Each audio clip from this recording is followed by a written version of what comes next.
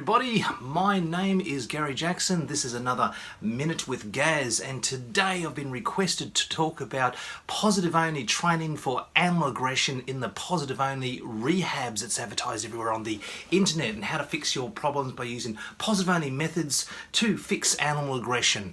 Right, now, do I recommend to go to these places? And the short answer is yes, go to these places, and if you can fix your dog positively trained only, then I recommend you do it, because we're all positive trainers. I mean, 99% of my training is 100% positive. It's only that 1% which I'll use correction. Now, if we look at professional dog trainers, when you take a dog to a professional dog trainer, we will test out the different types of aggression and have that dog completely and totally evaluated. So we are going to know whether the aggression is caused by lack of socialization, more than likely caused by the vet saying to keep the dog away until he's had all his needles, and as a result the dog ends up being a schizo and is unsocialized, is now animal aggressive. It might be dominant towards the owner, it might be aggressive to other dogs behind the fence, it may have had a bad experience. So we will test out all that, and once we know exactly where it is, we then have this vast array of choices to use to be able to fix this dog. Now, we may use all praise and food and redirect the dog to all these happy goofy things in a positive way, or we might even use a choker chain on the dog, and we might put the dog in a sit stay in front of other dogs, and when the dog aggresses, I will correct him for breaking the sit stay and not reacting to his automatic reaction of aggression. And now all of a sudden the sit stay overrides the dog's aggression towards other dogs. I may use an anti-bark collar, and in most cases a dog will just run to the fence and bark, get a pulse, and the dog might require one session, 2 pulses, the dog is fixed. Can happen very, very quickly, you know. The other one that we might try might be the electric training collar.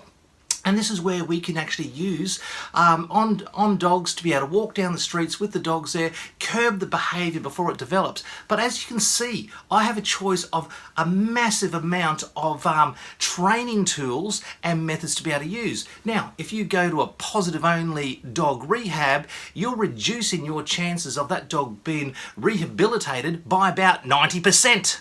That's 90%, because the only tools you got to use is the positive only. And in most cases, people think that's the end of the line. They try the positive only because they don't want to give the dog a correction, therefore they can't fix the animal aggression, and then they get the dog put down.